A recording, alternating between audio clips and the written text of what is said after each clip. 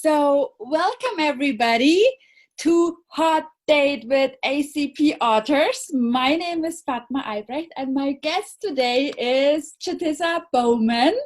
Welcome, Hello, Chutisa. Fatma. I'm so happy to have you here for this little interview. And Chutisa, you are not just since yesterday, you are for a long time now an ACP author, right? And Yes, 4 or 5 books. I'm not sure. yeah, Lost count. Yeah. I know there are a lot of books, and I'm like, here, this is all the books that I have from you. Yes, yes. Chutisa, first of all, it would be really interesting for me to learn what inspires you to write, what inspires you to keep on going. I mean, like so many books you have written already. Well, the first book that I wrote was called Conscious Leadership. And what inspired me to write then was that that was about 15 years ago when I first discovered Access Consciousness. And I was still working in the corporate world, looking at, doing business in this reality. So I spoke to Gary Douglas, the founder of Access Consciousness, and say, what would it be like if we could introduce consciousness and awareness to business world and to leadership?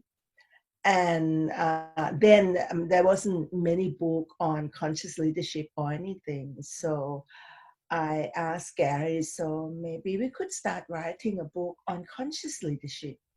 So he said, well, go ahead, try it. So I started that. And when I started the book Conscious Leadership, there was absolutely no one talk about conscious and leadership. Like it seemed like such a strange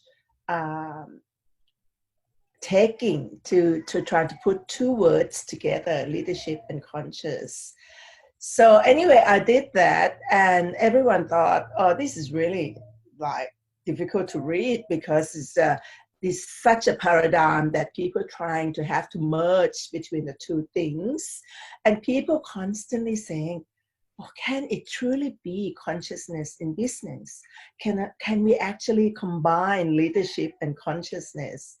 And so that was the interesting space to try to open the door to different possibilities for people. And we just kept on, bringing consciousness to business. Steve and I introduced that to our clients, to everything. We knew that it is truly possible. And the people who were willing to receive were willing to receive, and people who's not, were not. And now, 15 years later, I knew that time is right to write another book on leadership, on consciousness. So that's what we are doing now. The new book called Conscious Leaders for Futures That Are Sustainable. Here is the new book. It just arrived for me too. And I was like, oh, having your books at home. Like, even if I don't start immediately, sometimes reading them, just having them at home changes so much.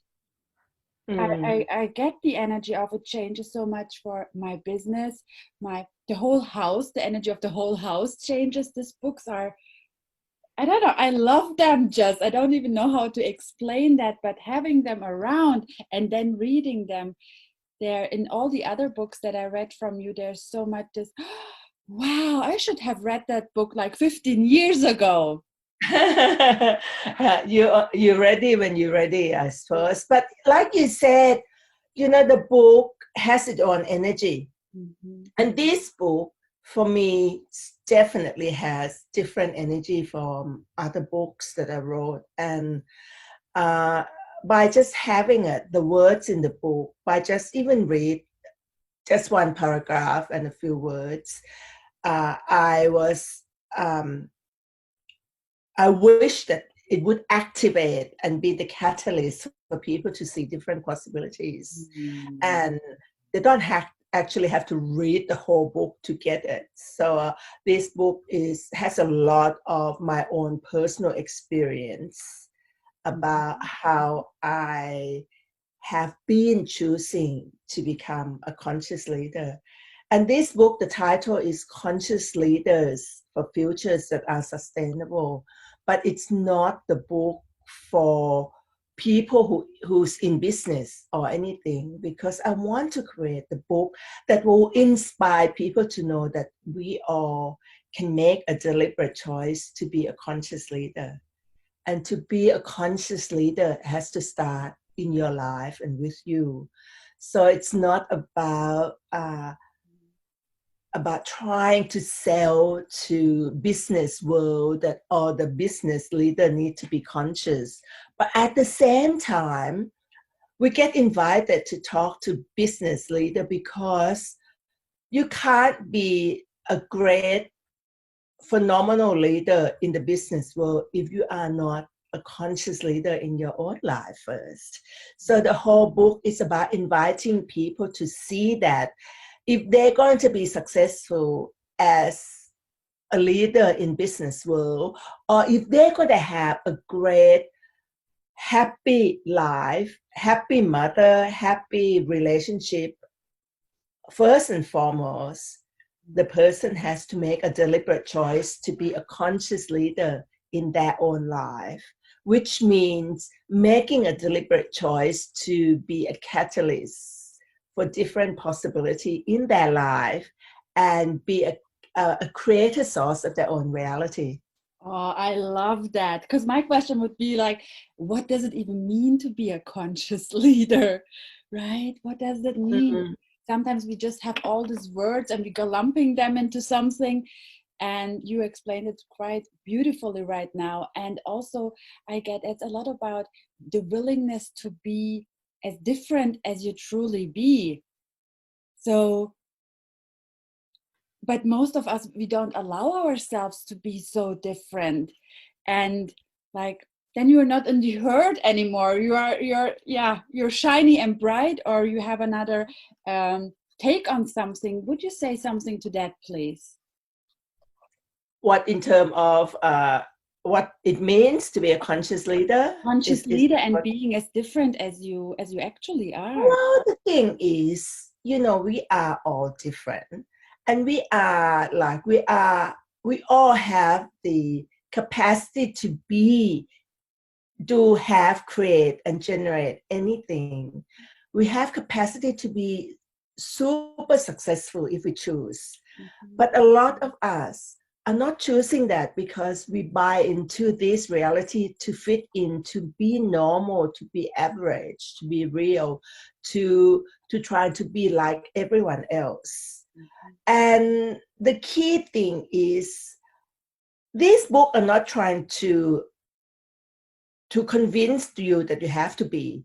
It's create a space for people to see that, oh, if my life is not working well, and if I'm not having a good time in my life, there is different way of looking at life, and there's different way of creating my reality. So I think we call this book this title because it's, in the way, it's controversial. In the way, it's not definable, and it's not actually immediately let people look at the book and say, oh, well, whatever judgment they would have. I hope that will create the curiosity for people to say, well, conscious leader, what is that? Mm-hmm. And for some people who say, well, it's not for me because I'm not a leader anywhere, then, they're self-selected anyway.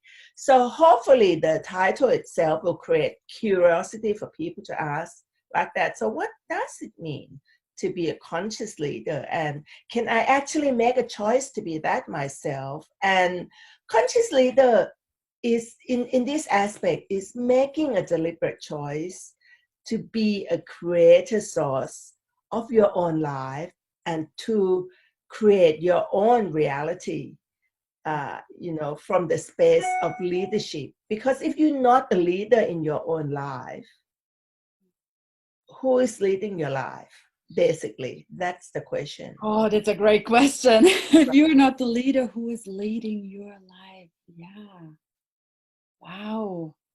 in this little thing is so much involved. And there's one more thing here, for futures that are sustainable. Yeah, conscious leaders for futures that are sustainable. What does that mean? Well, most people don't even deliberately look at creating their own future. If you ask people like what would you like to create as your future, what would people answer? What would people say to you? Oh, something to be a little bit better, than what I have now. That would what most people would answer.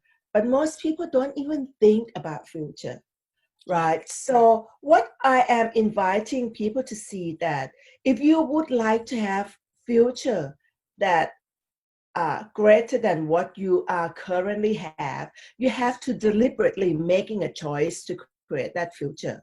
So first you have to know what is it that you would like to create as your future. And I'm not talking about, I would like to have a yacht. We had this conversation before, right? We don't want to have plane, yacht, and the castle. We're just talking about know the energy of infinite choice and infinite possibilities. We're talking about future that's sustainable is not about just surviving or just being a little bit greater. It's about something that grow, expand, and be more and generative.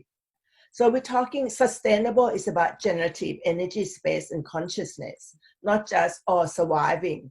And when you talk to people about sustainability, they're always talking about surviving, just not thriving. What I am talking about there is sustainability is always greater, always be more, always create more. And not from a space of, greed or need, but from a space of possibilities. Because like we all know about infinite choice and infinite possibilities. So sustainable future is about functioning from a space of totally know that we have infinite choice and infinite possibilities in anything if we choose. Wow, wow, wow, more of that. I'm like, I want to know everything. And Chutisa, what are the tools that you are using actually daily to create a more sustainable future, not just for you, for your family, but for all of us, for this planet? Well, the thing is to be a creator source of your own life and your own reality. First, we have to make a deliberate choice. So coming back to choice again, if we're going to create a future and if we make the choice to be a creator source of our own reality, we have to deliberately make that choice. And then the next one is we have to make 100% commitment to be that. So those are the first two things, because if we don't make the deliberate choice to choose to be a creator source of our own reality, and second one, if we don't make a commitment to be that, then we're just going to slip in and out of contextual reality and go into autopilot mode all the time. So those are the first two keys that to become a conscious leader in our own life is to make the choice to be that. And the second one is to totally make a commitment to be that. So if we don't make a commitment, then we know that we're not going to choose to be a creator source of our own reality. And the tools that we use all the time is about question, choice, possibilities, and contribution. And we use those tools to facilitate, leaders of the world, of the boards, and all those sort of things. And also the clients come to us that if we can function from being the question and looking at all the choice that create with those questions and possibilities we could create, then we would never function from conclusion, projection, expectation, and judgment. Because if we don't let go of conclusion, projection, expectation, and judgment, we are not going to create our reality consciously.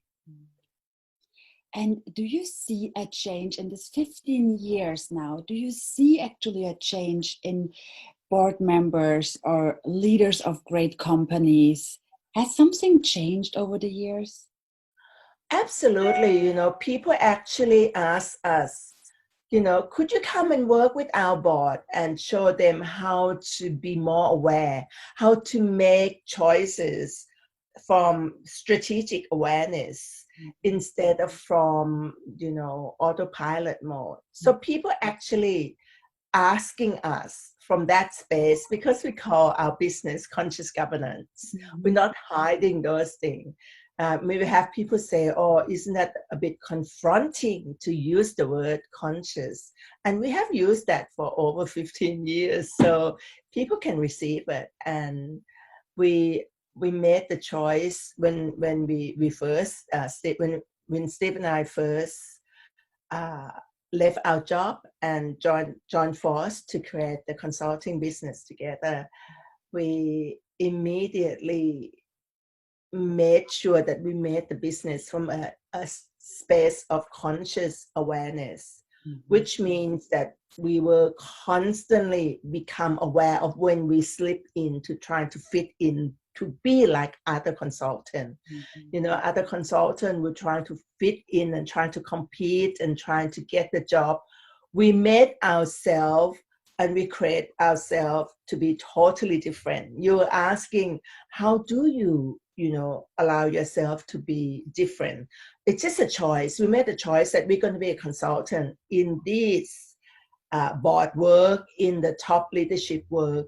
But we could have made the choice to go in and deliberately, we could have made the choice to go and compete with people. But we made the choice that we're going to be a choosing one, which means that we're going to choose how we're going to work. We're going to set ourselves to be so different, to be the consultant that's so different from other, without the fear that no one going to use us or no one going to understand what we do. A lot of people don't want to be different because they want to compete. They don't want to not get a job. We knew that we can get a job. We knew that it's truly possible if people, see who we are and what we do. So we didn't put any doubt or any barrier up and be willing to receive any judgment about what people think consciousness or unconsciousness or anti-consciousness is. So you really say people in this big companies at this board meetings, are you really using all the access tools or these questions and they can hear it? I think that is fantastic, because that is, wow. Well, we are being access to, Fatma. Oh, thank you for that. Most people use the tool. So the thing is, you can see the difference in the energy. And people often ask us, I don't know how to use the tool. And we tend to say, you just don't use the tool unless you are being the tool. Yeah. Because people can tell that you're not being, if you're not use the tool yourself, you can't be the tool. So we function from that space of no conclusion, no projection, no expectation, and no judgment. We function from the space of no fixed point of things, fixed points of view about how things are supposed to be. And that is the best quote that we always look at. What would it take for us to be functioning from generative moment of what else is possible always? So that's a space we have chosen to be, and we didn't have to apologize to anyone that we don't fit in. So by choosing to be in that space, we so busy, people wanting to have something that we can offer that's so different from anyone else that offering out there. And they can most people can receive question, choice, possibility, and contribution. It's not a hard concept. It's just that no one ever introduced them to the fact that you could be the question, you can let go of all the conclusion, you can make the choice from possibilities and from generative. What else is possible instead of from conclusion about how things supposed to be. Wow. It's easy for leader to receive, actually, those one who could anyway. Thank you so, so much. We're almost at the end. I would like to show everyone one more time this amazing book here. I love it. I really love it. And thank you so much for never giving up since more than 15 years and continuously going and asking and creating and being really, I can just talk about myself for being such a great inspiration to choose more and to go beyond into the unknown. And and I love going to personally to your classes. So Thank you. is there Well, anything? I hope once you finish reading the book, send me in questions, and I love to answer any of those. Oh, Anyone who want to, we can do Q&A, I suppose. If anyone who finished reading the book and have any insight or any comments or any questions, I let love us the know. idea. Contact us on the Facebook. We have, I actually created the new Facebook just to launch this Facebook page called Leaders for Futures. So if anyone would like to be part of that Facebook page, just go up on Leaders for Futures or Google my name or Steve's name and find that, and you can join that Facebook page. And we have a lot of videos and things talking about the book.